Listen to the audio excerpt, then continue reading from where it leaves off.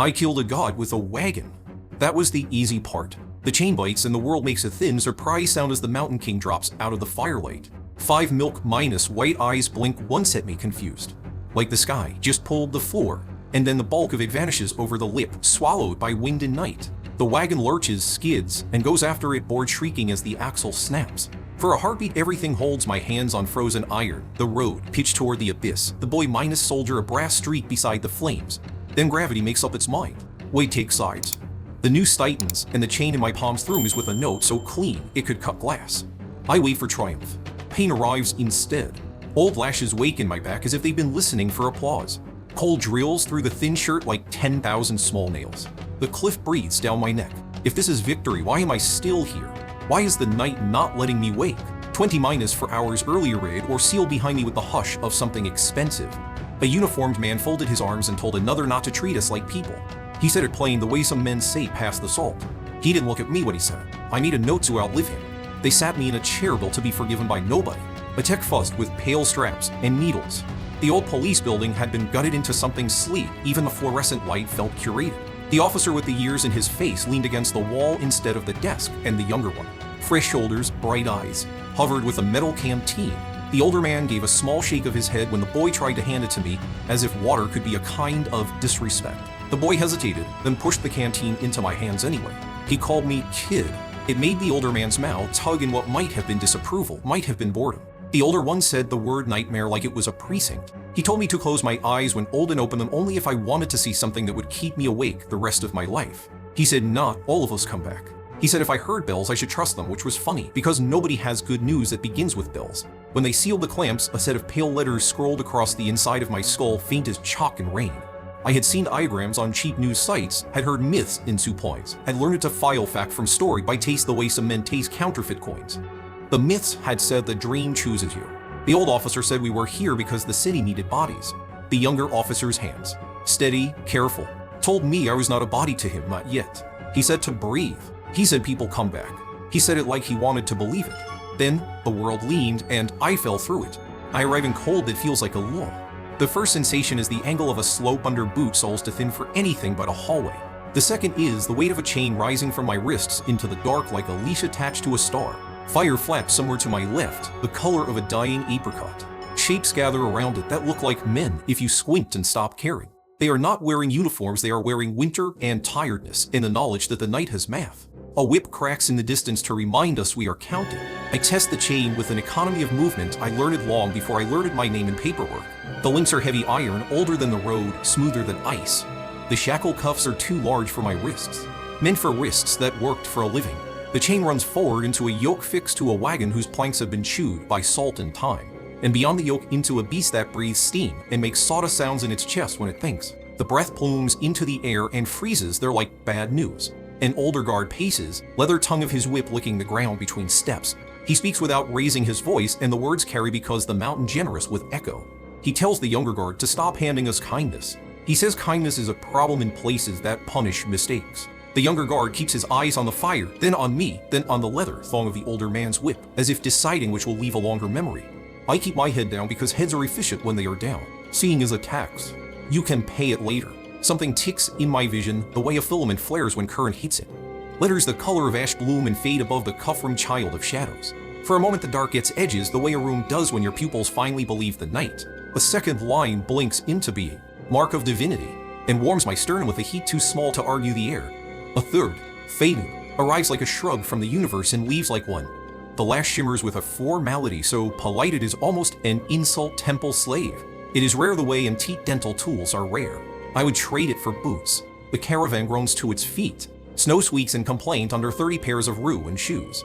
The chain lifts our hands a hair enough to remind us what matters here. I let the links learn me I count distance by knuckle travel and measure road by the sensation in my shoulders.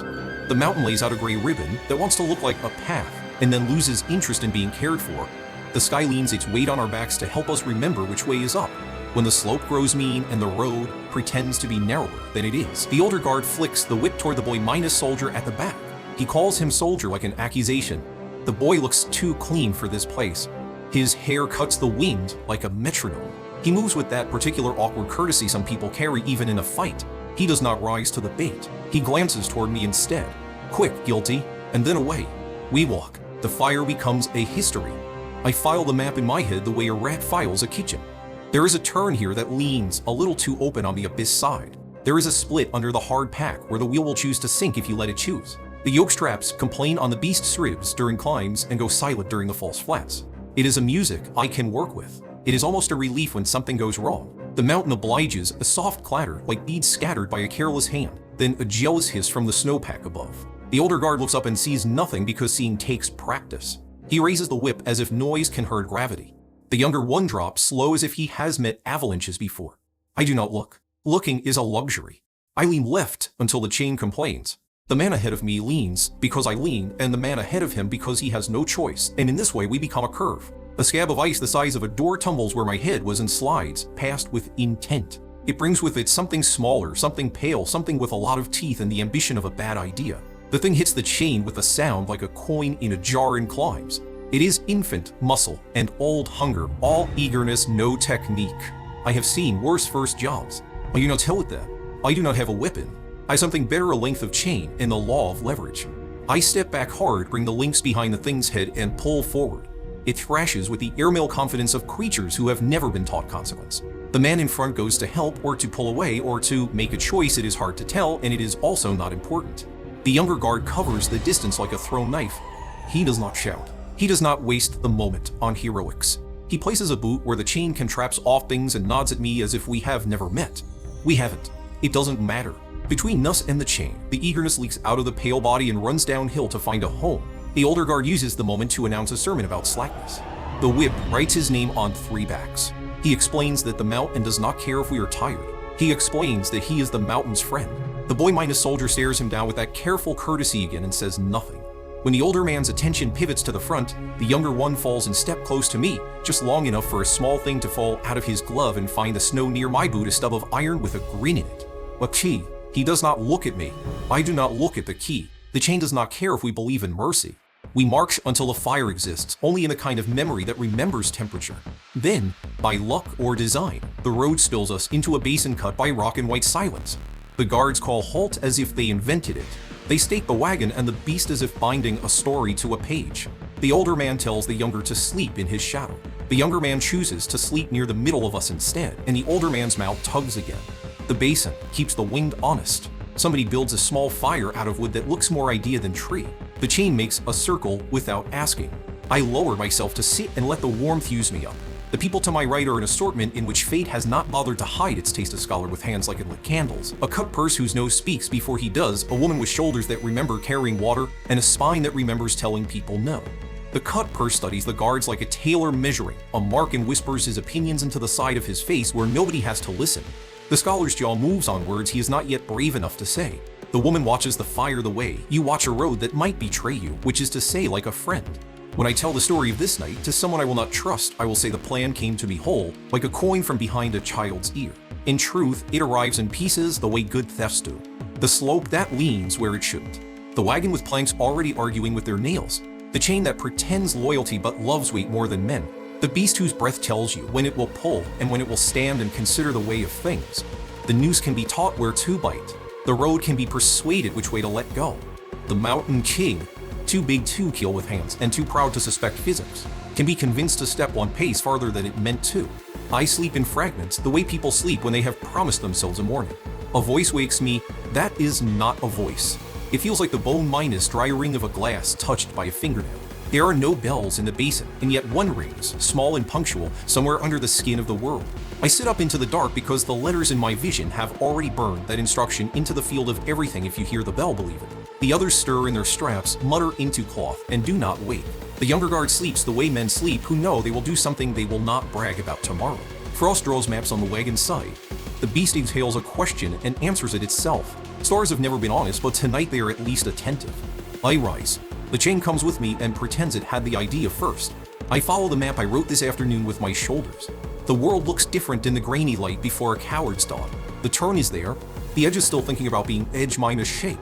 The drop speaks an old language. I measure how far the wagon will have to careen to betray the mountain king. I teach the noose which way is down. I count my breaths the way thieves count displays. There is nothing mystical here, no charm, no prayer. There is the arithmetic of weight and an agreement between iron and gravity that men rarely get to overhear. I go back to the chain minus circle, two bodies that keep their heat grudgingly, to the slow breath of the boy minus soldier and the hard discipline of the woman in the scholars and used words. The cut purse dreams with his mouth open and his breath fogs the air like confession. Dawn arrives in thin slices. The older guard kicks us awake with the benevolence of someone who has never been forgiven. He says the king will come early because kings do. He checks his whip as if it were a friend that might borrow money. The younger guard buckles his coat and does not look at me, which is how men look at conspiracies they have joined against their better sense. We form. The chain says ready. The road says if you insist. The wagon says nothing. The Mountain King arrives with snow stuck in its fur and old judgments in its eyes. It breathes fog that tastes like iron filings. It expects a procession. It expects deference. It expects to be the largest thing in the story. The first part is choreography. I lean the chain a hair to the left. The man in front leans a hair to the left because I lean, and so on, and a simple curve quietly takes the place of a straight line. The curve becomes a slope. The slope becomes a thought the road was already having. The beast shifts its weight the way a tired horse does when somebody mounts who weighs more than honesty. The wagon obeys the slope instead of the command. The wheel finds the split. I'm emerized under the hard pack and decides to have an opinion. The yoke twists a degree past sense. The second part is goal.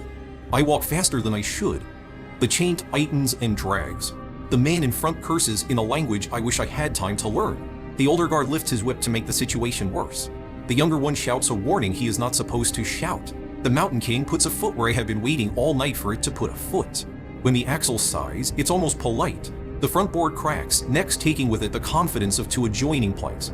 The wagon throws weight downhill like a drought-princed Aussing coin. The yoke slams tight. The chain sings and so do my hands.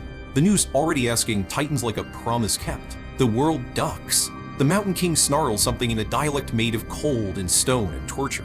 It jerks back with the full insult of its mass. The wagon takes the opportunity to educate everyone present about momentum. The old guard grabs the sideboard and hangs on. Then, let's go with an education of his own. The younger guard steps forward as if he could arrest gravity, and then stops because the chain between my hands is making that clean note again and some instincts are born old. What happens next will be called luck by men who dislike verbs. I have helped build it all night. Even so, luck comes and shakes my hand. The noose, taught painstakingly where to sit, sits there. The king's throat meets it the way a bad secret meets daylight. Its feet scramble for a second geography and the mountain declines to move. Its weight chooses a side. The abyss becomes a fact again. The chain leaves my palms like a fish ripping free of water. The Mountain King goes over. There is a moment. The kind that arrives after you throw a punch and before you feel the bones in your hand. When everything is still and generous, and you might be forgiven for thinking you can stay. Then the universe catches its balance. Pain gives its opinion. The air remembers the cold it was entertaining before we distracted it. The cut purse laughs once and then turns it into a cough. The scholar says the word impossible softly enough that only the woman and I hear it. The older guard staggers to his feet and searches for dignity like a lost glove. The younger guard's eyes find mine as if to say we both know we are not done. We are not done. The note in my palms fades. The chain sleeps. Nothing inside me changes the way victory changes a man. The sky refuses to open into the ceiling of a city room. I am still here, cold enough to be honest, hungry enough to be polite, awake enough to understand I have purchased us an hour and nothing more. Somewhere below, far below, something very old remembers it has lungs. The older guard tries to blame someone with names, so I offer him mine without an apology and turn my back before he can use it. The younger guard shows the key into my hand, properly this time, quick as an admission. He tells me without looking at me that the chain is welded at 4 points on the wagon bed and that the third weld is a rumor. He speaks in the casual tone of a man commenting on whether to an acquaintance at a bus stop. The scholar hears and pretends he didn't. The woman and does not pretend. I move like a man doing what he is told. I count steps because counting is a faith that still ties. The third weld is indeed a rumor told by Rust. The keysgrin tries on lock after lock until one of them decides to be persuaded. The cut purse waits for me to free him and then announces he would have managed on his own because truth is a coat some men only wear in private. The scholar thanks me with the kind of accuracy that suggests considerable practice. The woman puts her palm on my shoulder in a way that says if you get me killed, I will embarrass you in front of your God. We gather around the fire that has learned to be less pathetic. The chain still connects us, but the distance between minds is our own. The older guard sulks in the confidence of men who believe they can't be replaced. The younger one sits on a crate and watches the road as if it were a boy he is responsible for. This is where the plan becomes more than a way to ruin the morning. I sketch the curve in ash with a stick. I describe the weight as if it were a tired friend. I say the word king with no crown in it. The cut-purse asks 100 questions to disguise the one he really wants answered. What will it cost him? The scholar points out to risks I missed in one I didn't, and begins to like me because I admit it. The woman says she will go where I go because she has already chosen to be angry at me if I die first. The younger guard keeps not looking at me. The older one says if the king returns, he will crack open our bones and drink the idea of marrow from them. He says it like an anecdote from a fishing trip. He says it to claim ownership of fear. I do not tell them about the bell.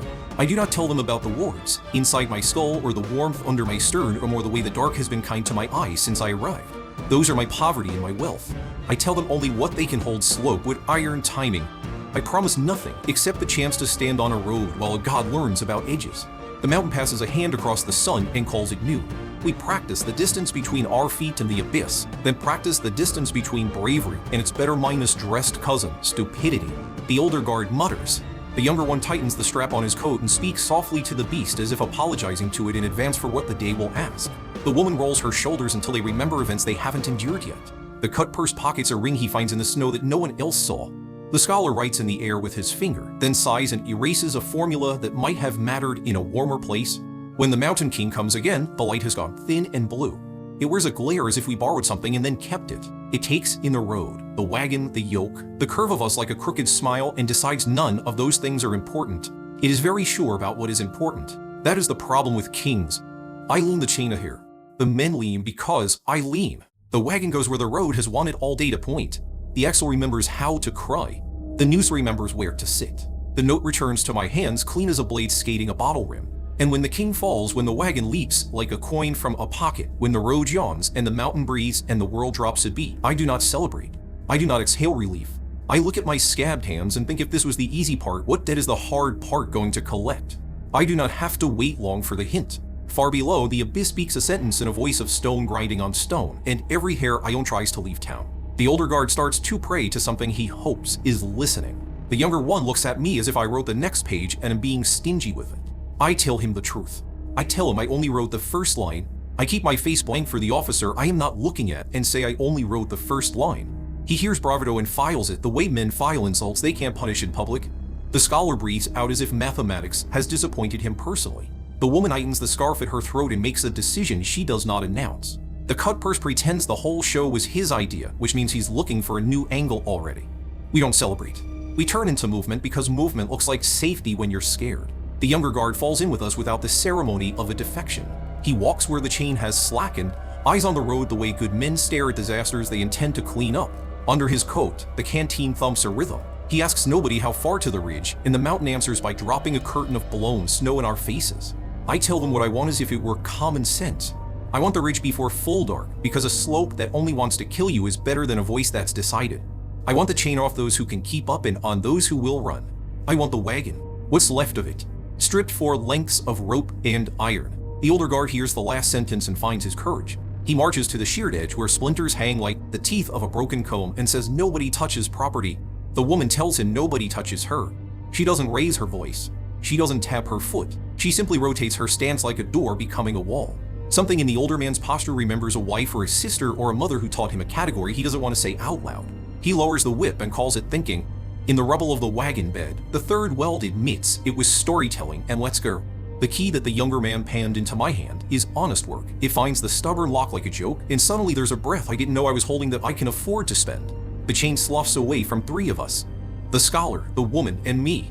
And our shoulders come up as if someone removed two invisible men. The cut-purse stamps for attention until I free him too, and he thanks me by pretending not to owe me anything. We strip the wagon of every kindness. It's hiding a coil of old raid 3 bolts, a nail that thinks it is a spike, a tarp stiff with cold that will break if you look at it cruelly, a piece of iron bar with a hole bored through one end. The scholar takes inventory with a precision that keeps his hands calm. The woman loops the rawhide through the iron's eye and tests it with a lean of her weight. She nods at the bar like it answered a question. The boy minus soldier. He is really not a boy. I keep using the word as if it were a way to claim seniority I do not actually own. Moves to the edge and peers into a wind full of fragments. He listens the way men listen to engines. It's not finished, he says, and I think how he and I use the same grammar for different gods. The older guard lifts his whip and tries on authority one last time. He orders me to surrender the keys I am not holding. He orders the scholar to account for the number of freed. He orders the woman to obey the man on duty. He tells the younger guard to act like a uniform. His voice finds no purchase. It slides off us and goes hunting for someone weaker. Walk with us, I tell the younger man, because pretend is a bridge. Or walk near us. Call it what you like. He shakes his head as if clearing his ears and says he will keep pace. He adds, in a tone so dry it might be classified as a powder, that if he is asked later he will say he tried to stop us and we threaten him with theology. Temple slave, I say, and show my empty hands. Worst priest you've ever met. We move. The road above the basin narrows until it's a rumor with delusions of grandeur. It leans toward the drop the way a drunk leans toward a friend, affectionate and dangerous. The chain links we keep as lifelines slide over our palms and refuse to remember our names. The air burns our throats with a clean fire that leaves nothing behind. The scholar proves he has read more than books. He points his chin at a cornice that is pretending it's permanent. He taps a boot heel where the crust goes hollow. He tells us quietly about the way snow lies when it wants to lie to you. The woman listens and adjusts our spacing the way a shepherd adjusts dogs. The cut purse tries to be funny and stops when nobody pays him in laughter. The younger guard establishes a habit of walking the outside edge, which makes the older guard sputter until I ask, without kindness, if he would like to take that position instead. He declines. We're each a switchback that remembers it used to be maintained by men with shovels who took pride in coffee breaks in equal measure. Half the retaining stones are slumped like drunks on a curb. The absence of the wagon makes the gap survivable if we are mean to our knees.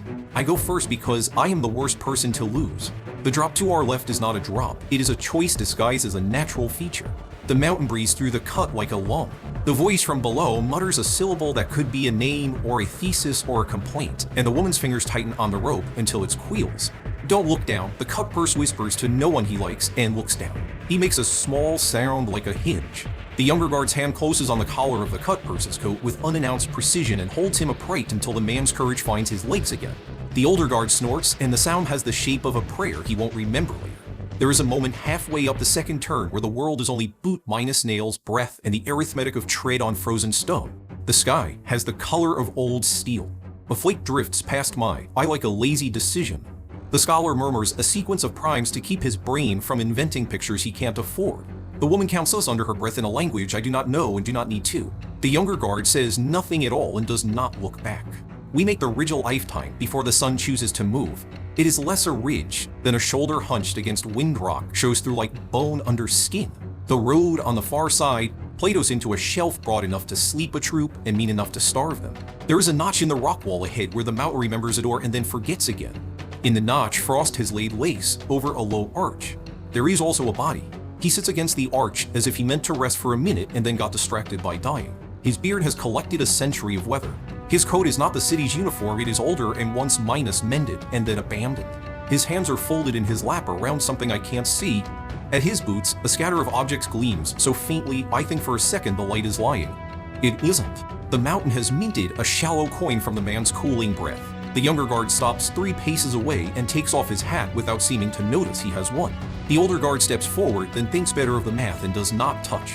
The scholar draws a breath shaped like respect. The cut purse makes ready to be practical about valuables until the woman looks at him and practicality retreats to consider a less crowded day. I kneel because kneeling is what is left of a church when you strip out the furniture. Up close, the man is younger than the beard tried to say. There is a neat hole in his coat that could be any of a dozen insults the world offers. His fingers, right in their tie, wait now, hold a small bell. It is not silver in any way that would please a merchant. It is dull and stubborn and honest. The clapper is a piece of wire with a bead hammered stupid. Someone has scratched a simple pattern around the base, a line that starts in uncertainty and gains confidence before running out of space. I curl my hand around the metal just to lift, just to look. When I touch it, a room I am not in opens around me. It smells like rain that hasn't decided yet. There is a woman singing a work song in a language I can almost taste. The bell rings once in that room, and a child laughs because the sound is both smaller and bigger than it should be. Someone says the word home and means a place that has corners. The door I didn't see closes with courtesy. There is snow under my knees again, and the bell is cold. The woman watches my face with the clear stillness of someone determining whether she is about to follow a man or leave him. What is it, she asks, and I tell her I don't know yet, and that I believe it when it rings. The younger guard clears his throat and indicates the arch with his chin. There's something under that frost, he says. His voice is careful, as if a loud now might break the sentence. The scholar is already there, blowing on the lace until it fails and one letter at a time appears in the rock. The writing is not ours. It is also ours the way all warnings are ours. The scholar's mouth reads before his mind approves. He flinches at a syllable that isn't shaped for a modern tongue and then translates it anyway. Only those who carry the mark, he says, and do not die of it. The older guard bristles because his training rejects poetry within a kilometer of a door. He suggests we try force. He suggests we try heat. He suggests we try a ranking system that puts him in front of the solution. The younger guard says force will wake things that aren't sleeping. The woman says we have heat if we can afford the wood. The cut purse suggests we borrow the key that opened the chain and see what it convinces this time. I but my shirt to the sternum and show them the warm place under the bow. I don't know whether the modest glow is in the skin or the imagination, but the scholar goes quiet and the older guard goes less brave. The woman asks whether touching the door will cost me something I would regret later. I tell her everything does. I put my palm on the stone where the letters sulk. The bell in my other hand lies quiet as if waiting to laugh at me if I pretend to be special. The cold goes through skin and finds bone the way debt finds forwarding addresses. Behind the touch, there is a hum like a throat clearing in a polite room. The letters brighten, then dim, then hope. The arch tastes my hand and returns it to me. Nothing opens. The scholar is quicker than disappointment. He points to a notch to the right of the script, small as a spoon of soup, smooth as a light old often, and says there was once a seal here. He says the seal might have been metal, might have been bone. The woman says something hung here and was meant to be lifted in a particular way. The cut purse says we should try the bell because fate is efficient when it wants to be on theme. I lift the bell. It is light and stubborn. I lower it into the notch, and it sits with the faint, irritated satisfaction of an old man finding his chair. For a breath, nothing happens except the quiet satisfaction of a sheep reunited with its whole. Then the bell rings without moving. It is not the sound of metal. It is the remembered sound of a bell someone once loved enough to fix and ring again. It rings once. The stone hears it and develops opinions.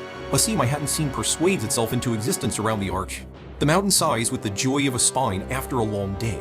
The door remembers how to be open. The older guard moves as if he owns the discovery. The woman moves as if she will break his wrist if he owns anything. The younger guard keeps his eyes on the opening and asks me, soft as a private joke, whether I knew that would work. I tell him no, and that I'm not the kind of liar who claims otherwise when men are watching. Beyond the arch, the air changes recipes. It is warmer by a degree and completely uninterested in sharing that with the outside.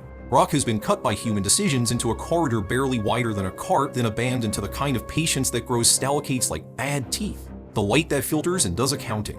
Far down the throat of it, something answers the bell we didn't ring. The older guard declares we should wait to be rescued, which is the kind of sentence that kills people with good manners. The cut purse votes for in, because dark places have historically been kind to him when watched carefully. The scholar wants to map. The woman wants to move. The younger guard looks at me. I say we go in, but not all of us. The older guard demands to know who elected me. The woman says I did with the kind of smile that starts wars inside men who think they don't have it tight. The scholar agrees to everything that includes the phrase back in 10 minutes. He volunteers to man the door with a bowl treddy and the bell within arm's length. The cut person I and the younger guard will recon. The woman hesitates and then assigns herself to the recon by stepping where we're stepping. The older guard refuses to be left with people who will disrespect him in a contained space. He insists on coming. Nobody tries to stop him because the corridor will do that whether we like it or not. We duck into the mountain's throat for in front, two in the doorway like stitches. The rock changes underfoot from hateful to merely indifferent. Water has worked here for a long time and has won arguments you can read in its handwriting on the walls.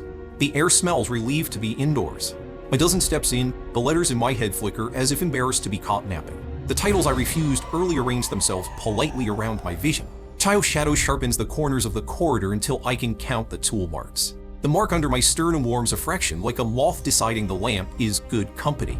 Faded does nothing you could arrest at a station. Temple slave sits there, absurd and accurate like a job title on a badge worn to the wrong party. The younger guard notices my breathing change and says in a tone that won't tangle, if you pass out, I can carry you a while. I tell him I won't pass out because I'm too interested. The cut purse laughs under his breath. The older guard mutters that interest will get us killed. The woman says indifference will do it cheaper. The corridor widens by reluctance into a chamber whose ceiling domes like a memory of a sky.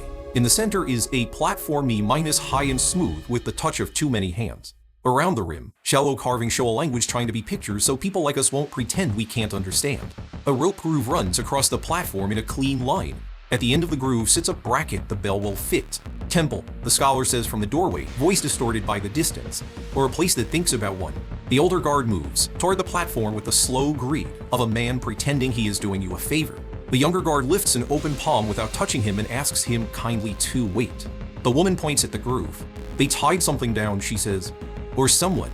There are spots along the edge where heat once slipped. There are drops of iron on the floor that have decided to be decorations forever.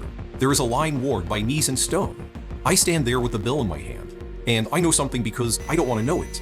The platform is not a table. It is not a stage. It is a place where bargains were made by people who knew what a bargain was and made it anyway. The older guard notices the recognition in my face and finds a smile I do not plan to forget. "Lie down," he says. "Let your god open the door further." The younger guard takes half a step toward him that is also half a step toward me. The woman plants her feet.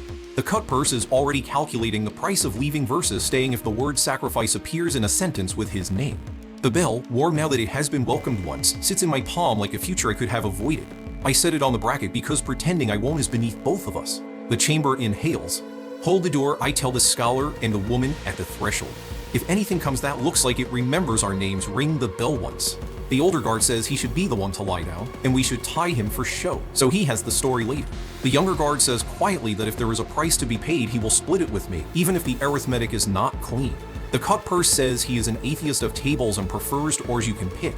I take off my coat and fold it because dignity is a habit that gets you through nights like this. I put my back on the stone and feel the cold come up through it like a rumor. I thread the rawhide through the groove and hand it to the younger guard, who not sit around my wrist with the efficiency of someone who pays attention when sailors talk. The older guard ties the other wrist with a flourish as if this is a joke we are all making together.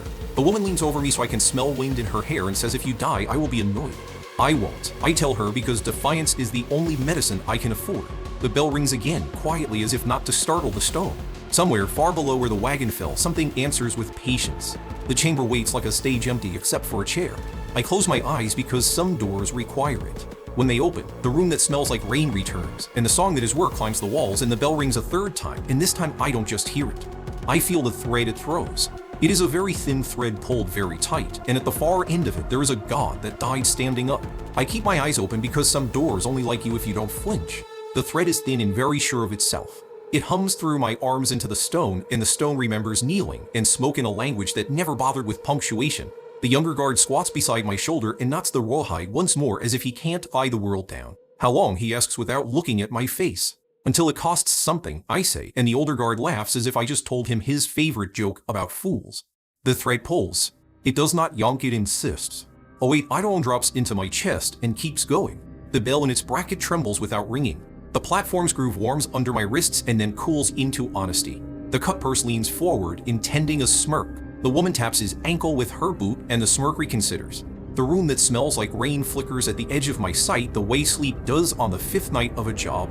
Not quite here, not quite memory. Someone in that room sets a pot down on iron. Someone wipes a child's cheek with a thumb and calls it fixed. The song climbs the wall and settles on a note too practical to be pretty.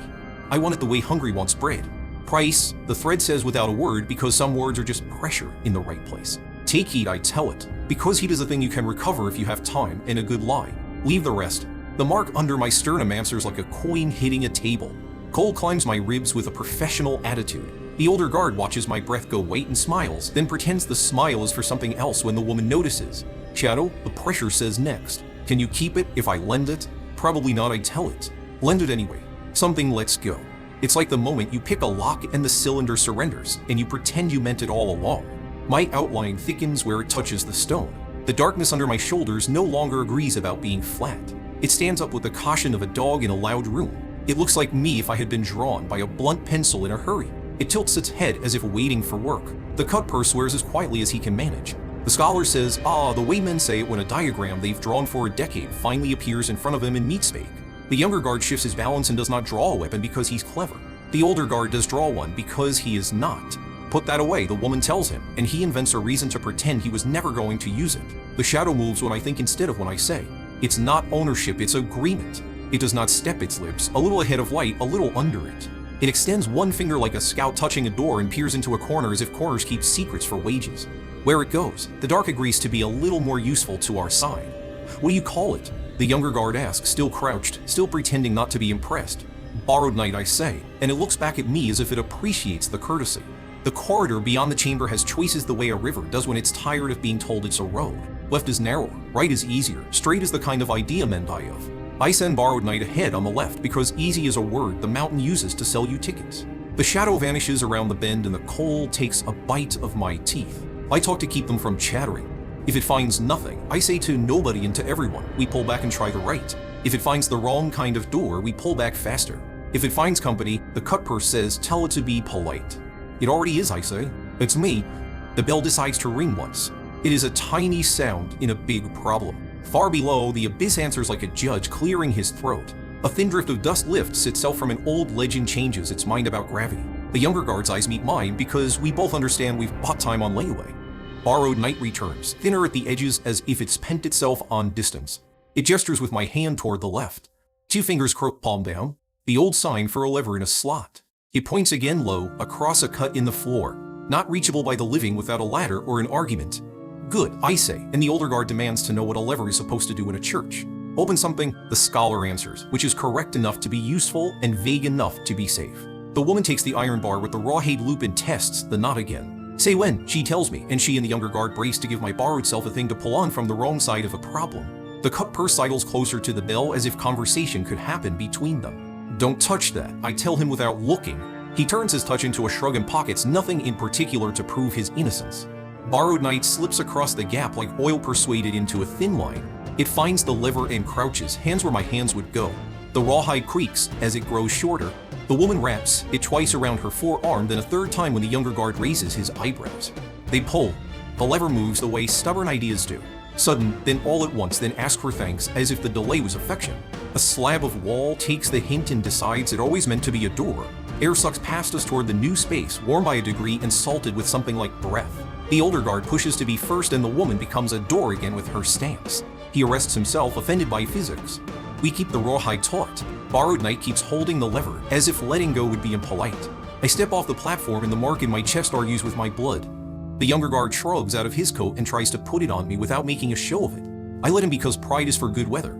Carry me only if I stop making jokes, I tell him. I'll assume you're joking even when you're not, he says, and the older guard rolls his eyes at our conspiracy of tone. The new space is not large. It is a pocket of warmer air and a floor less interested in lawsuits. On the far side, a second door waits with more opinion than stone should have. The scholar stays in the first threshold with the bell bracket under one hand, as if this is how he was always meant to stand. The cut purse hovers between, calculating the most exits per minute. The woman and the younger guard anchor the line while borrowed night holds the lever as if it were the handle of a promise. Then the arch we came through decides it knows us too well. The seam pulls itself shut with a kindness I hate. The scholar's hand comes down hard on the bell by reflex, and the sound races along the thread into the bones under my skin. The older guard whirls and finds a blank wall where there was once a choice. He hammers it with the hilt of his weapon and then with the word unacceptable. The mountain below speaks again. It is closer. It says a word made only of consonants and appetite. The woman's face remembers every man who ever told her wait and says no to them all at once. She jerks the rawhide harder. Borrowed night leans and the lever settles into its second stubbornness notch. The second door ahead unlatches without noise. We go, I say. Now, the younger guard doesn't argue. He begins paying out slack with a care that insults catastrophe. The woman backs, step by measured step, drawing the line through her fist so it will burn later. The cut purse tries to dart through and the older guard's forearm simply happens to be in the way. The scholar leaves the bell bracket, looks at the tightening seam behind him, and chooses the insult of trusting us. We slip into the next chamber the way a secret slips into a conversation. The floor here is smoother, almost polished by use. The walls carry shallow carvings that are not pictures so much as habits' hands. Rope, bread, water, a midwife's snot, a sun drawn low and reluctant, a line of text cuts around the room at knee height.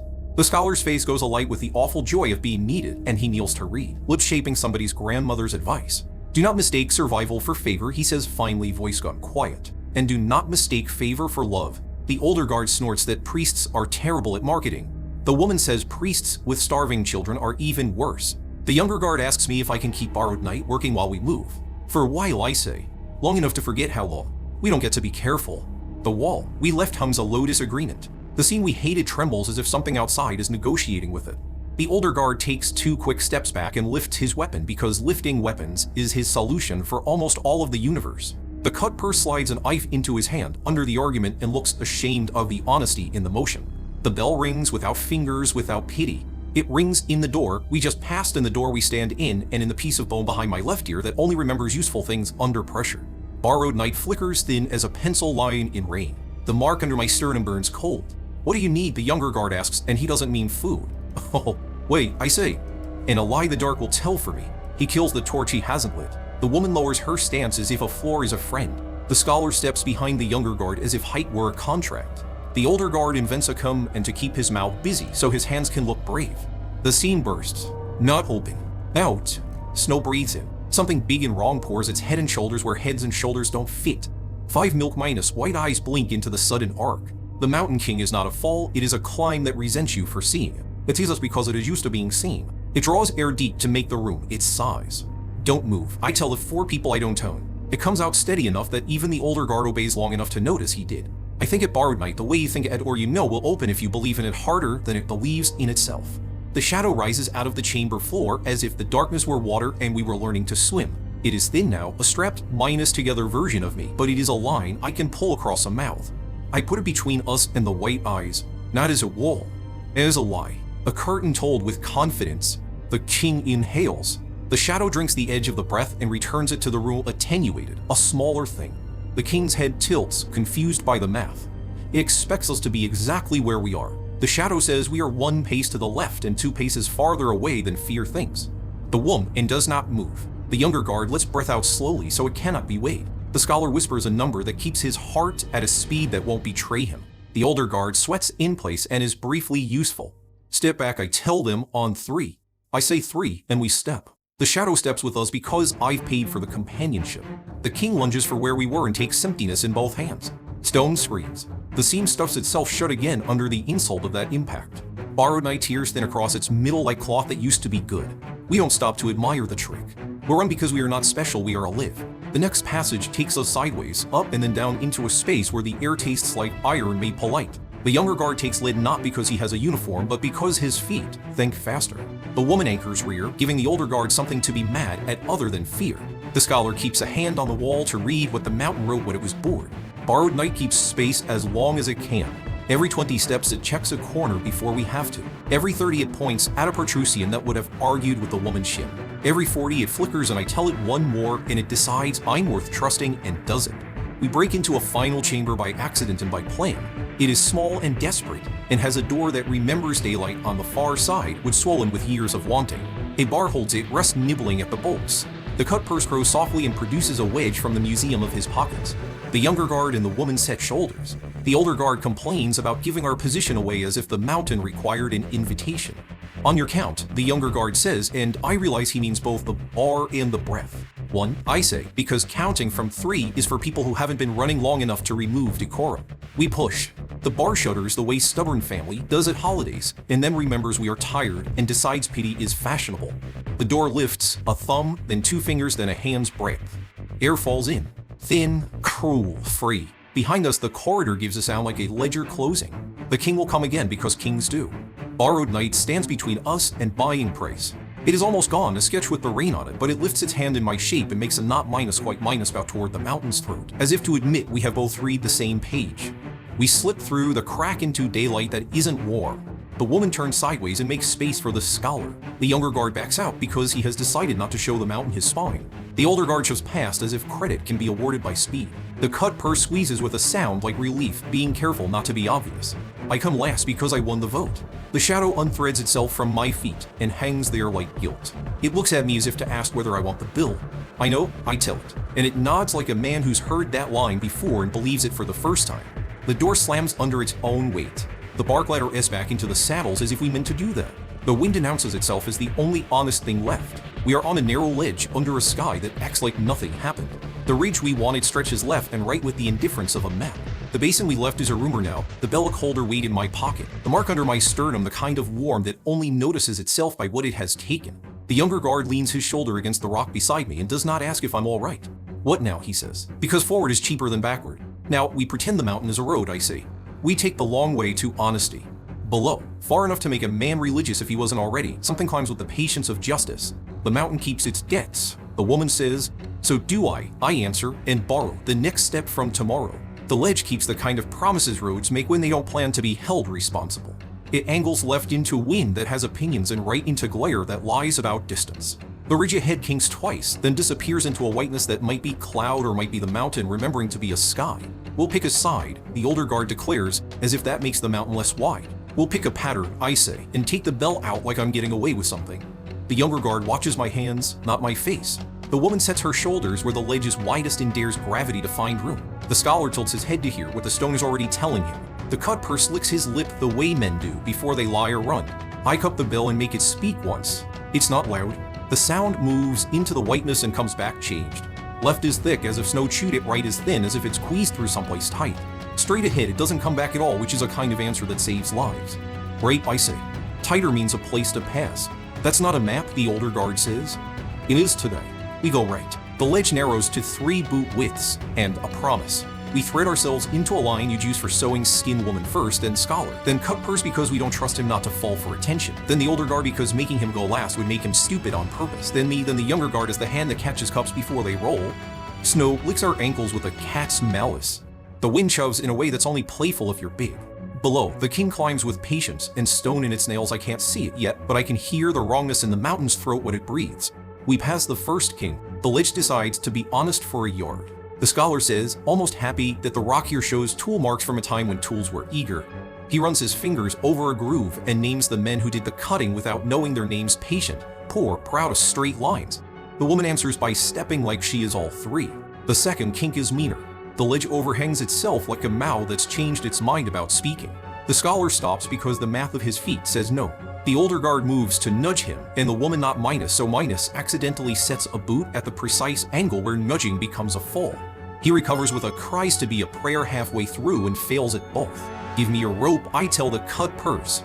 I don't have rope, he lies, and then produces 6 feet of knotted habit from inside his coat as if he just found it there like a coin under a cushion. We loop the rope across a horn of rock that looks like a saint's ear. The woman leans into it and becomes a railing. The younger guard slides past me with a quiet that takes practice and puts his shoulder where air wants the scholar. Look at my hand, he says, and the scholar does. He moves his feet the way math tells him once someone turns the blackboard toward him. The ledge bends again. A drift rests in the bin with the smugness of a cat on warm laundry. I take the bell and ask the error question. The note threads in and returns with a wobble that means hollow under the drift. I tell the woman to keep her weight, the scholar to breathe like he's not interested, the cut purse to stop auditioning for dramatic death. I go first and put my heel down like a liar gently, then heavier once the lie holds. The drift tries to be a slide. The rope has opinions. We pass. Halfway between one danger and the next, the older guard decides to be useful in the way that ruins something. He reaches for the bell. City property, he says, because some men think ownership fixes fear. The woman's hand closes on his wrist with the kind of calm you only get from practice. No, she says. He tries to make it about rank. She makes it about physics. He chooses to keep his bones. I ring once more. The return is cleaner and quicker, like the sound shook hands with a narrow place that knows its job. There, I say, and the ridge obliges a not shouldered into the rock, waist minus high, just wide enough for a stubborn argument to squeeze through. The scholar runs his palm over the inside curve and says the words were once cut here and have been eaten by wind. The younger guard asks what kind of words. Instructions. Or a joke at our expense, the scholar says. We slip through sideways, hip and shoulder making the old shape people have always made to fit a world that wasn't cut for them. On the far side, the ledge widens into a shelf that once believed in caravans. A cairn leans there, a pile of stones with a frozen rope casting a shadow that remembers warmth. The rope's knot is a midwife's, the same as the carving from below. The scholar touches it and nods to himself, a quiet conversation with the dead. Break, the younger guard says, not a question and not an order. We crowd the cairn's lee like men who've paid for a small room in a cruel city. The older guard uses the pause to calculate how to be necessary. He tells us that rescue patrols sweep the regions at dawn and dusk. He mentions a signal flare in his pocket in a tone that suggests virtue. We can call them, he says. Call what, I ask. More noise. More light. A second audience. Men with ropes, he says, and that's a fair point in a world that obeys rules. The thing below like slight, the younger guard says. He speaks to the older one the way sons speak to fathers they can't quite save from themselves.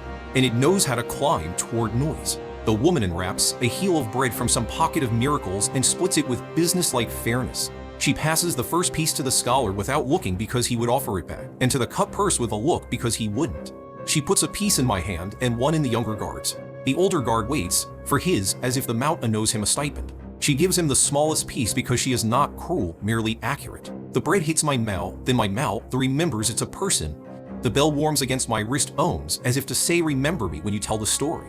The scholar clears his throat and says the thing he has been saving because maybe it would not be needed. The line around the last room, he says, wasn't only a warning, it was also advice. He glances at the woman, then at me, then down the ridge toward the place we haven't seen yet. I think the door we need won't look like a door. I thank you. He nods at my chest where the mark sits. We'll know by what it doesn't feel like. I'll accept it, or that looks like a wall, I say. I've had landlords. We move again because the air here has started to count our breaths, and I dislike when it does that. The shelf curves into a natural colonnade where pillars of rock pretend to be architecture.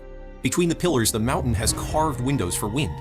Through one, the abyss shows a shoulder, and on that shoulder something white moves with the speed of law. The cut purse sees it and begins drafting an argument that begins with "we could" just ends with "leaving." The woman hears him drafting and the argument cancels itself. I walk with the bill cupped in both hands like a bad offering. Every dozen steps I ask it a question. The answers change from left dull right then to a third tone. No return at all, not like a void, but like the sound took root. I stop and the younger guard nearly runs into me because his eyes are on the next danger, not me. Here, I say, and kneel at a piece of stone that is pretending to be just stone.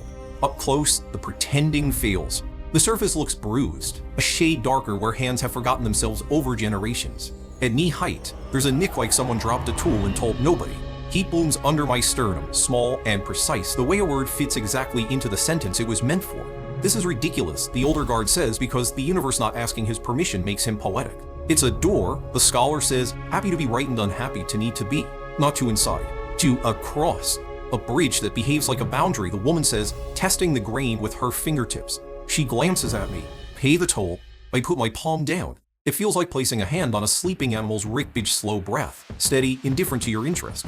The mark raises its head in mine and says hello to something that has been ignored long enough to be proud of it. The bell rings itself inside my hands, soft enough to build a secret on. The mountain pauses in its work. A line draws itself along the rock, faint at first and sure, then arrogant. It leads to the edge and does not stop. Across the gap, a matching line appears on the opposite lip, as if somebody pulled a string through two pieces of cloth and was surprised a seam resulted. The cut purse flinches back hard enough to swear. The older guard steps forward as if he can appoint himself foreman of miracles. The younger guard says wait, the way a man says it before a bomb and after a kiss. The line thickens, or rather it convinces the air between to remember the old shape of a thing that used to stand here. The gap acquires a face.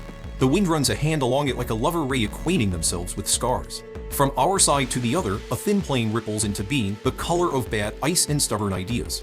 Bridge, the scholar says, and then corrects himself. No, a remembering. The woman touches the surface with the back of her fingers. Cold, she says, and strong as regret. The king below chooses that moment to announce itself with a grunt of stone that tries to be a roar without alerting the mountain to how much it cares. Snow slides 30 yards away, testing whether we're the kind of people who run. Quickly, the older guard says, because he likes being right only when it sounds like an order. Lightest first, the younger guard says, because he likes being a live. We tie the rope around waists again because habit is cheaper than grief. The woman goes first because she looks like a person who will argue with physics until it apologizes. She steps out onto the remembering and shifts her weight the way careful people do when they are pretending not to test friendships. The surface hums under her boots and holds. She breathes out. The scholar follows, his eyes on her shoulders, the way a man reads instructions he respects. Halfway across, the bridge flexes in a way that would make poetry if we were not busy. The woman stops, sets her feet, and waits for the scholar to copy her. He does. The flex becomes less personal. Next, the younger guard says, the cut purse gestures for the older guard to go, generosity blooming from the garden of self minus preservation. The older guard would prefer to send a lesser man, but there are none handy he can afford to lose. He steps out, makes a joke about filing a report, and keeps his laughter inside where it won't fall. That leaves me and the younger guard. Last I say, and he nods, as if he won that argument by letting me think I did. We step together because we're tired of pretending to take turns at this particular choice. The remembering underfoot vibrates to a note I know in my hands. The bell in my grip goes quiet as if listening to its own echo in another room. The wind runs its palm over us, looking for a reason to be cruel. 2 steps from the far lip, the mountain remembers why it resents us. The king throws a hand the size of a confession up along the cliff below, claws biting stone the way law bites paper. The bridge shivers. The woman turns, wait low, RaptureTok, ready to teach the universe how to behave. The scholar's lips move around the shape of numbers that will not be enough. The older guard finally looks like a man instead of a uniform. Don't run, I say. Running tells the bridge we're lying. We don't run. We step the last of steps like we are old friends arriving late to a dinner we still plan to enjoy. My boot kisses rock. The younger guard's weight transfers with a care that could be love. The remembering exhales and becomes shyer. The line fades as if embarrassed to have been helpful. Across the gap, the king's 5 eyes close and open like a hand making a fist. It gathers itself to lunge. The woman sets 2 quick wraps of rope around a spike of stone and braces. The younger guard slides beside her and lets the rope burn his palms into honesty. The scholar stands where a smart man stands when he's about to be in the way on purpose. The king comes up. It is all shoulders and hunger and the certainty of things that have never been told no by something they didn't immediately kill. It reaches for the lip with the same motion that has brought it over every other edge it liked. The bridge decides it is done remembering in the middle. For a heartbeat, the gap is a gap again, and the king has committed all its weight to a surface that doesn't exist. Momentum, at last, decides to love us. The king's leading arm bites nothing. Its claw scrapes stone and can't purchase a future. It smashes, takes its own advice. It drops. The sound is not a roar. It is a long, hard exhale from a throat that has been patient too long. Snow lifts in a curtain and then settles as if ashamed of the performance. We don't cheer. The woman looks at me and lifts an eyebrow that means later. The older guard inhales like a man about to claim credit and then notices nobody is watching. The scholar sits down abruptly and pretends he's measuring the bridge instead of his own heart. The cut purse counts his fingers to see if he still deserves them. The younger guard leans his shoulder against mine for 1 second and then removes it before anyone can accuse him of anything. Keep moving, he says. We do, because it was never victory. It was rent. The ridge softens into a slope that pretends to be friendly. Low scrub sticks its defiance out of snow, the kind of bush that survives by not asking permission. The sky has paled toward afternoon and the color of old wool. Far behind us, something shifts its grievance slower on the mountain. We find, entirely by accident and entirely by intent, a stand of we- carved stone that breaks the air into smaller, kinder pieces. Between two pillars, a hollow has collected enough not minus when to make a camp without using the word. The woman looks at it and says yes. The scholar looks at it and says we can see 3 approaches. The cup purse looks at it and says he has been inside worse. The older guard asks who is in charge. The younger guard says nobody, then begins assigning work like a man who knows nobody is a lie that keeps people polite. He sends the scholar to check the leaf for avalanche tails and the cut purse to gather brush that won't argue. He asks the woman to choose where we'll sleep as if the choice doesn't matter, and he knows it does. He glances at me like a question he's asked too often to waste words on. I lift the bell and he nods, because that is the only answer I have that doesn't require promising things I can't keep. I walk the perimeter of the hollow and ask the bell a few more questions. It tells me the left edge is just rock, the right edge is old work. In the far side is a line that once led somewhere and now leads only to itself. It hums in my palm like a patient animal. The mark in my chest warms and cools in small tides like a lantern learning when to flare. Dusk runs its thumb across the ridge and leaves a bruise. We don't light a fire. We sit close instead, sharing the kind of heat that doesn't care about names. The cut purse mutters the start of 3 stories and finishes none. The scholar writes figures in the snow with a stick and wipes them away too quickly for me to steal anything. The older guard sharpens something that already had an edge because sharpening is the only prayer he believes will be heard. The woman leans back against stone and watches the dusk make choices. The younger guard hands me the canteen with the practiced pretense that I asked for it. Do not mistake survival for favor, the scholar says into the dark, trying to line him like a coat. Or favor for love, I answer, because if nobody speaks the second half, it forgets itself. The bell is quiet. The mountain is not. Somewhere below, like a bruise under skin you can't press without learning something, the king moves. Not closer. Not gone. Not done. It takes its time because time is one of the few things it can have as much of as it wants. Sleep comes like a bill. It itemizes everything we borrowed today and leaves space for tip. Before I go under, the younger guard speaks without turning his head. In the morning, he says we go down. Or up. Across, I tell him, which is a lie now and a truth later. We make the mountain forget what we owe. He huffs once, a laugh too tired to be anything but grateful. The woman says she'll make a list in the morning of all the things she plans to forgive me for not knowing it. The scholar mutters a prime, and then a prayer, and then sleeps. The cut purse dreams with his mouth open because some men don't know how to hide even when they're good at it. I let the bell rest where my palm won't forget it. The mark under my sternum cools to a ceremony I can afford. Borrowed night is gone, but when I close my eyes, the dark that has been on our side once today blinks back like a stray considering whether it has been fed enough to come again. The last thing I hear is the mountain settling its accounts with the sky. The last thing I say is nothing that needs witnesses. Morning will be late. The mountain likes us that way. Morning shows up late and moody, a kind of light that thinks it's doing you a favor. Frost has written a fresh layer of lies on everything that pretends to be flat.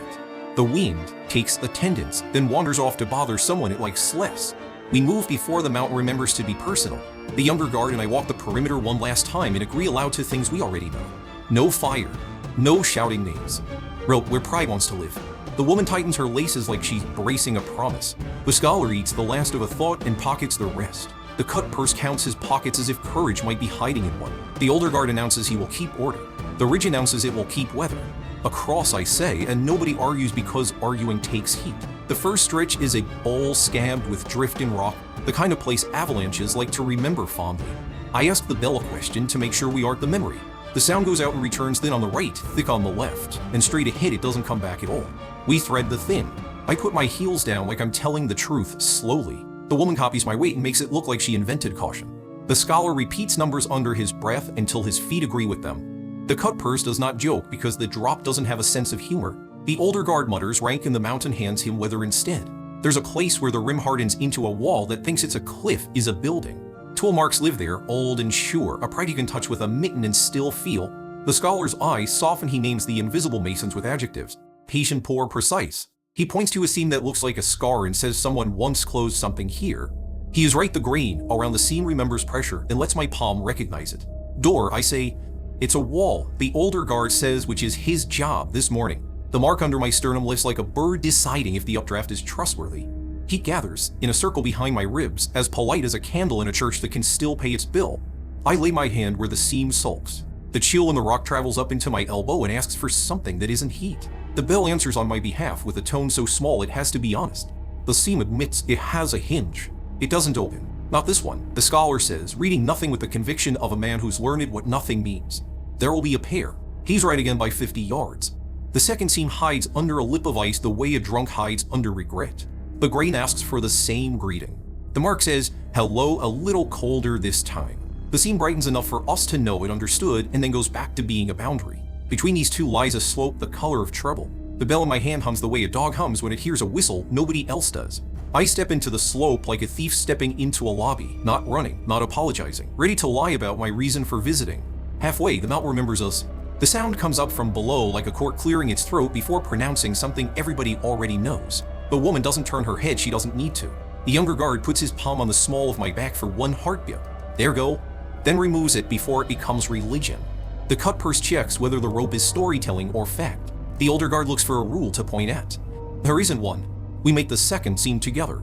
I put my hand down. The rock takes a taste of me and returns it with an opinion almost. The bell eats the air around my fingers and gives it back thinner. The seam lifts a fraction. Across the bowl, the first seam lifts a fraction in answer. Not open. Listening. Temple, the scholar says, because old ideas love pairs. What does it want? The younger guard asks, voice flat to keep it from breaking. Mahid, I say. We already paid that. I look down at the shadow I am throwing on the snow. It is a good, obedient thing attached where it should be, shaped more or less like a man who has seen better nights. It has been mine long enough to start to matter. The pressure along my bones says a word without saying it. Mark. Slave. Door. The line the scholar read yesterday writes itself under my tongue. Do not mistake survival for favor. Don't mistake favor for love either. Doors don't love you. They aren't even grateful. I kneel because bargains should be made on the right height of ground. The younger guard watches my hands without comment, which is the most help he can give me. The woman shifts her stance a hair so the old guard can't make his authority into momentum. The cut purse puts his knife away without admitting it was out. The scholar arranges his mouth so the first sound he makes will be the right one if this goes wrong. I invite the night out of me. It is awkward now, like asking an old friend to move without a truck. It comes anyway. It stands up from beneath my feet as if light were water and I had been pouring it. It looks like me if I were less interested in edges. It's smaller than yesterday, worn thin by the distance it bought for us. It tilts its head. It knows the price before I say it. Hold their eyes, I tell it. And bring the king the wrong way. I don't need to add the part where it doesn't come back. We both understand bargains. It nods like a man who's heard this kind of plant twice and agree both times anyway. Then it goes, slipping downhill with the confidence of something that has never tripped on a stone because it doesn't believe in stones. It chooses a path that will pass under the lip of the first seam and then curve toward the bowl where the king is not yet, then is. The 5 white eyes lift like lamps in falling. My shadow does what I paid for. It becomes us but a little wrong. It makes us 1 pace left, 2 paces farther. It drags the king's attention by the sleeve. Now, I till the rock. It doesn't answer to noise. It answers to the insult of leaving your knight behind you. I lay my palm where the seam is most tired of being a seam. The mark pushes heat it can't afford into bone it doesn't own, and the stone sighs like a hinge that finally gets soiled because someone loved the door enough to do the maintenance. The seam opens its mind. Across the bowl, the twin seam opens in harmony. A straight line of cold air joins them at knee height, then shoulder, then nothing taller than a man. It's a passage you have to bend for. That seems appropriate. The older guard moves to be first because that is his favorite grammar. The woman moves without him and becomes a corridor with her body until everyone else remembers how to behave. The scholar steps in sideways, already reading the angle of the cutstone with his boots. The cut purse slips in like a rumor. The younger guard turns his face downhill and watches my shadow do work a living man shouldn't have to see twice. Go, he says.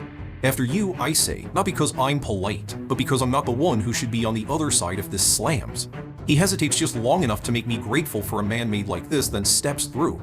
I follow him into the throat, and the mountain closes its teeth a little on my coat hem to let me know what it could have done. Inside is air that believes in corners. The light shrinks to a careful size. Stone goes from general to specific. The passage slopes upward because mercy is shy. Behind us, down in the bowl, the king learns something about being lied to by dark. It takes the news poorly. The sound it makes thinks it is quiet. The ridge vibrates like a string. We bow under the low part and rise into a chamber that isn't a room so much as a pause. Someone once made a place here to put down burdens and decide. There are shelves cut into the walls that have stopped remembering what they were asked to hold. There are rings bolted into rock for tying things you loved enough not to lose. In the center is a block that will be called an altar by people who like owning words. It is knee-minus, high in No's hands. The scholar's mouth tightens. You can refuse, he says to me, which means he has already done the math. I can, I say, and set my palm on the block anyway. It is not the same as last night. It asks different questions. The first is whether I can do this without thinking I am special. I tell it yes, because I'm tired. The second is whether I can do this without making the others spend a price I can't reimburse. I tell it yes because I'm the one with credit left. The bell lifts in my hand by itself only enough to feel like consent. The mark burns cold. The little room with the rain smell brushes my cheek. Someone in that room says into my ear what they said to the first of us, take what you have and leave what you can't. It isn't a blessing, it's a formula. Keep the day, I tell the dark behind my ribs. Take the night. It does. Not all of it, I'm too human for that. Enough. When I look down, there's nothing on the floor where my outline should cling. I lift my hand and it doesn't sketch me. I feel the lack like a draft under udder you can't close. It will make lamps in bright courtyards a different shape of problem later. Right now it's a key. The passage ahead decides we have made our decision. It opens with a kind of enthusiasm that admits it wanted to anyway. A cough of warmer air kisses my face and then pretends it didn't. The woman touches my sleeve with 2 fingers, because she will not saying thank you in front of the older guard. The younger guard looks at my feet where no shadow has the decency to live, and says nothing while his mouth decides not to be sorry. The cut purse glances down and then away, as if my lack might be contagious or a chance or both. The scholar says my name, like he hasn't before, which is to say gently. We go. The corridor rises in a curve, then breaks left through a cut that was expensive back when expensive meant time. The walls sweat a little. The air remembers different weather. Once, on a landing, there's a rectangle in the rock where a plaque lived. The scholar runs his hand over it and reads the screws, which is a kind of literacy. He says the missing plate had a lot to say about rules, which is also a kind of missing. We come up into a gallery open on one side to a white sky. The opening is narrow, a mouth that has been taught to whisper. Beyond it is the ridge in a mood I prefer flat enough to count, crooked enough to deserve it. Far below, the king is late to our appointment and tearing his clothes about it. The older guard takes a step toward daylight and the woman's forearm appears in his path because she is still not done teaching him. He tolerates being a live in silence. The younger guard tips his head toward the opening, question in the tilt now. I nod because staying is a way of leaving if you're not careful. We move out onto the ridge. For once, the mountain acts like a road. It doesn't last. It never does. But for 20 strides, it lets our boots bite and our lungs widen without charge. The air in my chest stops taking notes. The bell cools against my palm and pretends to be a piece of metal. The mark under my sternum shrinks to a polite ember. We find a marker from the old world, 3 stones, stacked the way mothers teach kids to stack when nobody's looking. Under the top stone is a tin with a lid that has been opened so many winters it remembers teeth. Inside is a strip of cloth and a message written in a hand that has moved in cold longer than it liked. The letters are simple and honest if you read this. Keep walking, the south face remembers paths. We keep walking. The ridge shudders once as if deciding whether to be dramatic. It doesn't come it. The wing tries an argument, the woman ignores it better than the rest of us. The scholar's face moves through 3 sets of numbers and settles on a plan he can believe for 2 hours. The cut purse checks his pockets again and is surprised by a piece of hard candy that wasn't there yesterday. He doesn't share it, and neither of us blames him. By the time, the light has the color of old paper. We come to a place where somebody with an affection for straight lines drove iron into stone and left strings for men who could pay attention. Below, not close, not far, the king tests another scene with the dull patience of someone who doesn't have a job to be late for. The younger guard looks at the rings and then at me. Signal, he says a word that tastes like compromise. Later, I tell him, let's earn it first. We pick our way down the first pitch with care. The woman sets the rope with hands that remember water jugs and stubborn ladders. The scholar takes his time, then goes faster once he believes his own math. The cut purse discovers honesty in his feet. The older guard grinds his teeth in the key of entrance. The younger guard makes sure I don't get clever and slip, which is its own kind of clever. At the second pitch, the south face proves the old note had manners.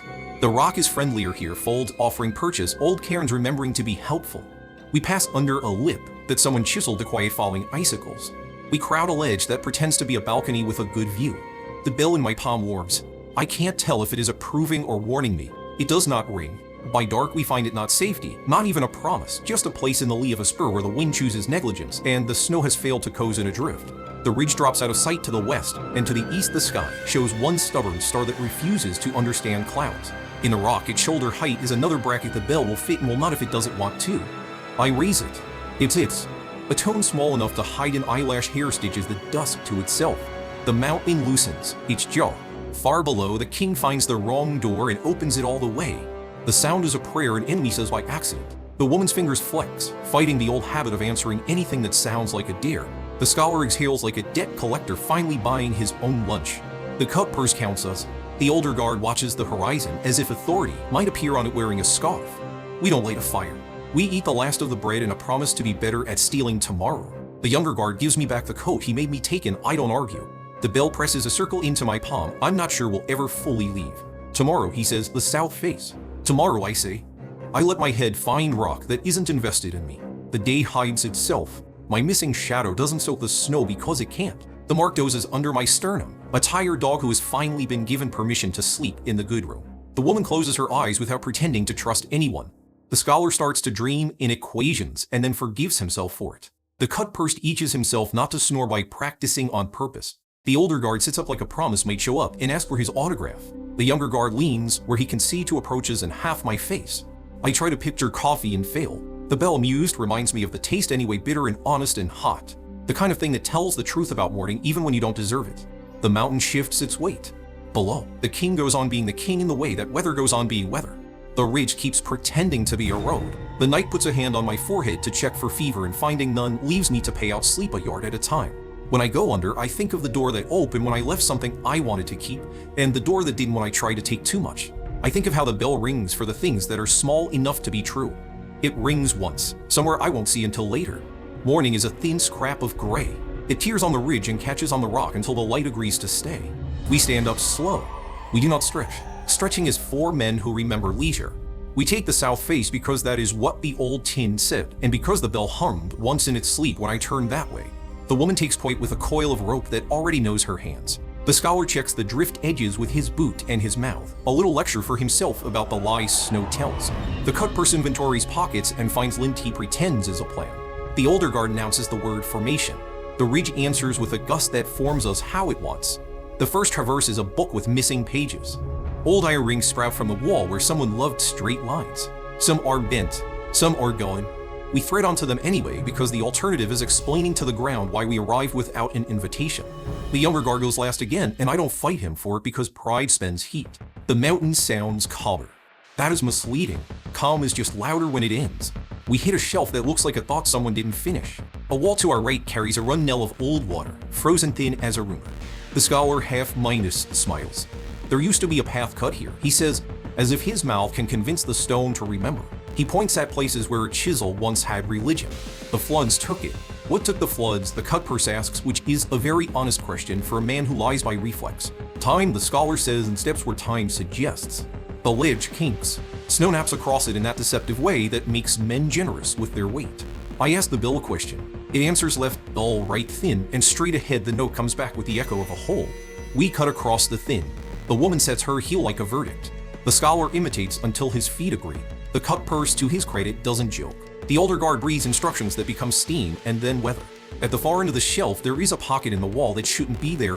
It is a little lozenge of shadow in a morning that has no patience for shadows. A bracket lies inside it, twin to the ones we've met, polished by hands that are not here and will not be back. The space smells faintly like rock that remembers incense. I fit the bell and wait for the small truth that comes after. It rings once. The sound goes into the wall and returns in the soles of our boots. The ridge we stand on admits it was built into pieces and moves them closer together like a man polite to his guests. The pocket deepens into a slit hardly tall enough to forgive a student. Inside? The younger guard asks, and I hear the other question under it again. Across, I say, because that has been the grammar all morning. We bow into the slit and straighten into a corridor with a temper. It is not a tunnel. It is a vein. The walls close and open in shallow breaths. Under my sternum, the mark sits up as if it recognized a cousin. The scholar licks a finger and holds it to the air because he is incapable of not measuring. Warmer, he says, pleased with the small mercy and offended by how small. I can light the flare, the older guard says, holding up the little cylinder like a sacrament. He looks down the line toward the slit. Call the sweep. In here, the woman says, and that settles it. We move. The vein descends a little, then rises, then puts its shoulder into the south face at a small angle like a friend who is trying to steer you gently in a crowd. In one place, a block has slumped and wedged. We pass equipment hand to hand beneath it and pass ourselves after as if being narrower could be a skill. The cut purse loses his hat and looks at me as if I have an answer. I tell him it was never his. Half an hour and a lifetime later, the vein opens its mouth just enough to taste daylight. A long slit gives us a view of the south face as a map ribs in gullies, scars stitched with scrub. Far off a grace near suggest trees. That is the first green I have seen since the mountain decided to be our teacher. We pause because a pause is information. The wind here is lazier. The air comes up from below with the smell of old stone and something else. The scholar says the word soil like a prayer he doesn't need permission to say. The younger guard closes his eyes and opens them and looks at me like a man choosing which truth to choose first. We're close to the place where signaling might be cheaper than silence. Another bracket, the woman says, nodding to a square cut at shoulder height beside the slit. The metal in it is dull and ready. I lift the bell by habit now, like checking a pocket for keys. And the tone it makes is tired but intent. The cut line in the rock ahead brightens and the seam there loosens. A panel rotates with the reluctant elegance of a door that would rather have been a wall. The passage beyond is a stair, which is my favorite kind of poetry on a mountain. The steps are shallow and many. They are choked with drifts where the wall has failed to be apparent. The woman shakes out the rope and we thread on. Halfway down, the mountain complains. Not the king, the mess. Something shifts above and chooses not to complete the thought. We stop with our weight and good ideas. The older guard slips, recovers, swears a promise to blame someone later. The younger guard's hand finds my collar and lays there a heartbeat, a question answered without a sentence. We make the last turn and drop onto a ledge that pretends it is a floor. The south face spreads below, a folded cloak, and far to our left a line that might be a patrol path. Paired indentations softened by drift, the habitual distance between boots. The scholar leans out and nearly convinces himself. Yes, he says, and then again, as if repeating will make the world oblige. The older guard pulls the flare and meets my eyes and says nothing. It is the right way to ask. We'll buy it, I say. Not the first life, not the last. I walk back to the bracket and set the bill with care. It is only a bit of metal, stubborn and honest, but it has noticed me. It rings itself once, a small nod, and I feel the passage behind us settle into a readiness that has saved more people than ours. Here I tell the older guard. He looks surprised I did not argue longer than distrustful of the gift. He likes to pretend every order he follows is his own suggestion. He hates having help. He takes the flare like a man agreeing to tie and not while you watch. The younger guard and the woman stand where the ledge widens. We're rig-aligned to a friendly horn of stone. The scholar wraps his scarf higher, as if the world could be persuaded to be kinder by not having to see his mouth. Wait, I say, and the older guard waits, which might be the rarest trick we have pulled all day. I look down at where my shadow should be. Black is a coolness on the snow. My body feels lopsided in a way that only a man who has had a tooth pulled will recognize. The mark under my breastbone wakes a little more and looks past me at the south face. I don't like what it sees. There is a hum under the ledge, faint as a string touched by a curious finger. It runs along the south face in a straight, unromantic line, then stops, then continues beyond the hummock where we think the patrol path runs. It is not the king. It is not weather. It is work. Old work. Buried and bored and ready if told, like a valve in a wall that nobody has needed since the last bad year. Hold, I tell the older guard, because a flare is only useful if it isn't a letter to the wrong house. I put my hand on the stone where the hum is worst. The bell in the bracket answers without ringing. The mark burns exactly as much as a coin held too long. Something behind the rock yawns and wakes a little. Not yet, I tell it. Not unless we pay. We have nothing left, the cut purse says, and even he believes he is telling the truth. I look at the invisible inventory I have been pretending is a list. I gave the mountain heat. I gave it night. I could give it the bell, but that would be a very public poverty and the wrong kind of honesty. The mark will take more if asked, but there is a point beyond which it will keep what it takes. There is one other thing. It has been with me since I can remember gambles and sidewalks and coins that always landed the way the story wanted. Faded sits in my skull like a charm I have never said out loud. I could keep it and light the flare and hope the patrol comes before the king arrives with an idea. I could keep it and try to traverse and hope the old hum is a lie. I could keep it and leave it to someone with a better pardon. Or I could stop being lucky. The choice arrives like a coin turned over between two fingers, and I recognize the weight. Luck has saved me from garbage doors and friends who weren't in fists that might have been worse if they'd landed a little truer. It's the difference between a bruise and a hospital, between a sandwich and apology.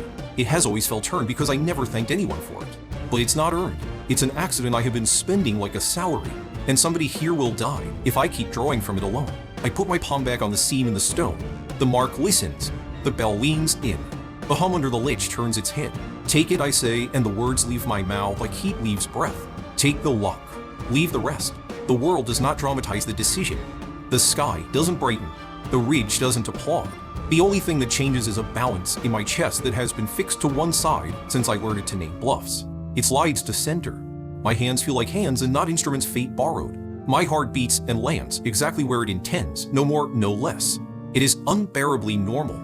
The seam accepts the payment. The hum under the ledge becomes a tone and then a function. A faint vibration runs off along the south face, like a line of switches flipping in sequence behind old drywall. Far out, below the hummock, the snow settles in a long sigh, and a flat the size of a city square remembers it is not a flat. It lowers an inch, then two, then it locks. Something in the hillside unclenches a brace made of granite and intent, and a ramp appears where a slope used to be a sermon. Now, I tell the older guard. He pulls the cap on the flare.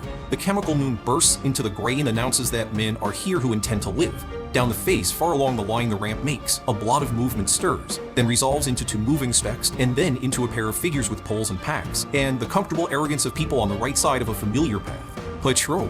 One raises an arm. The other fools with a whistle that the wind will destroy and blows it anyway.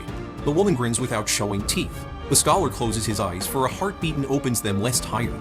The cut-purse cheers in a voice that pretends it didn't. The younger guard's exhale tries not to be a prayer. We go. The ramp is narrow and newly remembered. It creaks in our boots because memory is a muscle. We move in a line, rope at sensible intervals, eyes on the work instead of the distance.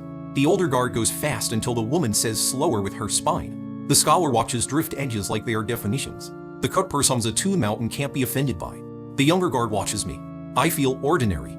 It is startling. Every footfall lands because I put it there, not because the day wants me to live. The wind shoves and it shoves me, not a story I couldn't fall out of. A rock wobbles and it is entirely up to me whether I adjust. I don't hate it. The patrol meets us at the first bend with that particular mix of professionalism and gossip you only get in men who do a dangerous job in a place that gets lonely. They are city uniforms battered by work. They look us over and count us and decide we look like people who can be led without teaching them how to tie a knot. Whose decision? The senior asks, jerking his chin to the ramp that was not there yesterday. Old work, the scholar says quickly, generous with credit for a dead man. We walk it. The senior nods in a way that says old work has saved him more than once. He takes the rope from the woman with a wordless request that contains exactly as much respect as her hands deserve. He gives the older guard a job that will keep him near the front where his energy can be useful and his mouth less so. He puts the cut-purse in the middle of a knot of men used to making the middle safe. He places the scholar where numbers can learn to be feet. He gives the younger guard a look that recognizes kin. He looks at me and pauses. Shadow, he says, eyes flicking to the space that is not at my heels. Left it, I say, and he files that in a compartment labeled later. We descend. The king tries once, twice, 3 times to make the mountain care about his grievance. Each time the ramp behaves like old law. Not a wool, not a whipping, just a fact that declines to be negotiated. The bill in my pocket stays quiet, heavy as a kept promise. The mark cools into a dull ache that will be worst when I am trying to sleep in a place where sleep is safe.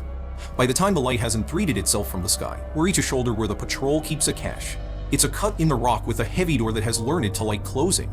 Inside is a cupboard of rope and dried logic in a stove whose smell makes my mouth go wet. The senior lights it. The room warms by a miracle as humble as fire. He says we'll wait until dark is less rude and then take the last descent on the hour a man remembers best. Nobody says the word safe. The cupboard is not safety. It is a net, but it holds. We sit on benches that tilt just enough to make you aware of your weight. The woman loosens a bootlace and replaces it and loosens it again until it sits right on a bone that has been arguing all day. The scholar finds a pencil in the corner as if the mountain decided he deserved it. The cut-purse produces the hard candy and pretends to find a second and shares it with the stove. The older guard stares at the flare casing as if it is proof of something moral. The younger guard leans against a wall and lets his eyes sweat.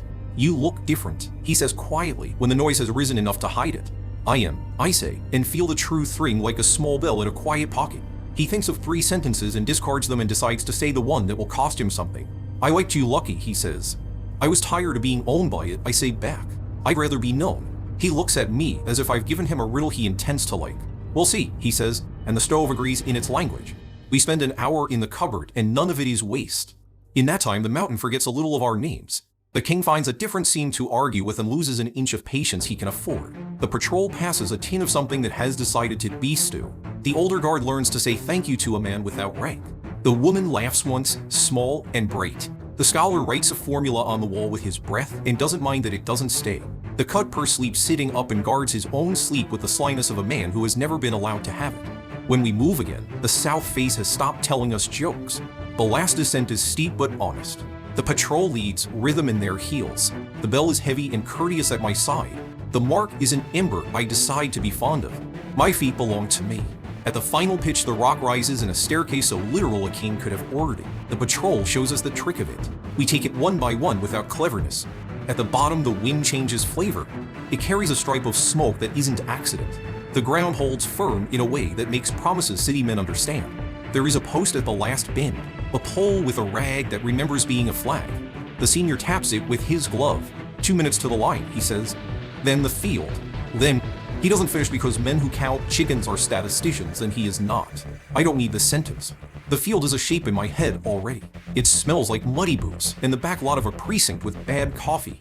It looks like canvas with ideals. It sounds like the bell in my hand deciding it has been paid. We make the turn. The world widens. The sky flattens its palm and lets us stand on it. Below, on a shelf hammered into virtue by other people's hands, there are tents and rope lines and a frame that says stretcher louder than any flag. Men lift their heads. Somebody runs.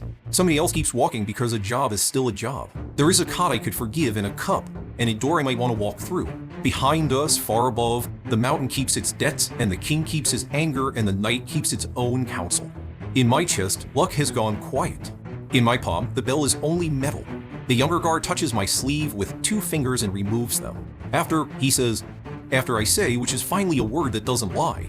They lead us the last 2 minutes like men who have taught this piece of mountain to behave. Rope humps, boots bite. The final bend empties into a shelf hammered wide enough for tents and habits. A frame shaped like a stretcher waits with its mind made up. Someone in a mid-cap waves us under a canvas flap, not surprised, not in kind. Heat lives in there, not luxury. Work, a stove mutters. Metal trays, whole broth that tastes like the idea of chicken. Names become tags. Tags become check marks. Hands check wrists for old shackles and new bruises. Nobody asks what we did. They can smell that we did it. The woman lets a medic prod her shoulder and pretends not to notice when the medic decides the bone is fine and the world is rude. The scholar answers questions as if the questions were proof that numbers have friends. The cutpurse invents a version of his evening that makes him less interesting to note down. The older guard finds a clipboard and leans over it the way men lean over the graves of their opinions. The younger guard hovers at my left, like a shadow that knows it isn't one anymore. Sit, a nurse says, and I do. Sitting is a skill when you remember it. She asks me to open my mouth, then say a vowel. I offer her an entire alphabet in a wordless breath. She shines a light at my pupils. If she notices the way mine lag a fraction, she decides to write it down later. She asks me to rate my pain. I tell her yes. She smiles without charity. Somewhere in the tent a whistle blows and quits because the whistle understands tense. Someone in a parka says the phrase code black like the weather. A guy in a sweater vest says intake and then corrects himself to return. Everything is normal in the exact way nothing is. The younger guard brings me a mug. It isn't coffee. It's a hot honesty that pretends not to be broth. Sip, he says, and I do because the stove believes in me. What now, he asks, and even he knows it's an unfair question. Paper, I say. Questions. Somebody will want me to prove I deserve a bed. He glances at my hands where a bill did and didn't rest. You still have it, he says, not asking. I do. The metal is dull and stubborn against my palm. It feels like a coin I might spend wrong if I stop thinking. The older guard emerges from an argument with a clipboard and a conscience and points at a second flap. Processing, he says. He says it the way some priests say confessionature that makes everybody behave. We go because refusing to go here would be a different genre. The second space is quieter and less impressed with us. Tables, a lot of light that believes in paperwork, a plastic pitcher that pretends to be water and is. 2 men in clean jackets. One looks like he learned it, had a smile from a book. The other looks like he put the book away before the chapter on keeping it. Name, the first says, and the younger guard answers for me with a word that will do. Time, second says, and the older guard coughs up estimates and distances as if coughing can be a contribution. The woman delivers the facts like a ledger. The scholar adds the context nobody asks, for because he knows people only ask for context when it's too late. The cut purse offers color where the report wants grayscale and edits himself down until he becomes a person again. Mark, the first says finally, looking at me as if this one line is the reason all the other lines exist. I lift my shirt to fingers. Worth. No light shines. The heat under my sternum is a pull I take. Something in the first man's face relaxes, something in the second's tightens. They check a box I can tread from here. You'll sleep. The second says, you'll get a hot drink that pretends to be something you miss. People will look at you in corridors. Some will think it means something. Don't let it. He pauses, then adds with the precision of a knife, do not mistake survival for favor. The line lands. The scholar flinches, not because it's new, but because it keeps being true. The woman's mouth suggests she has a list of favors of her own and a plan to collect them. The older guard sniffs as if favor is beneath him and survival a job he orders other men to do. The cut purse glances at a window that isn't and checks the walls for doors that never are. The younger guard watches me and waits to see which words I bleed. I won't. I tell the second man. I'm not here for favor. What are you here for? The first asks, and he doesn't mean this room. A cross, I say. They don't like that word. It has poor manners. It doesn't commit to a side. The second man signs a form as if the form will take the insult for him. Rest, he says.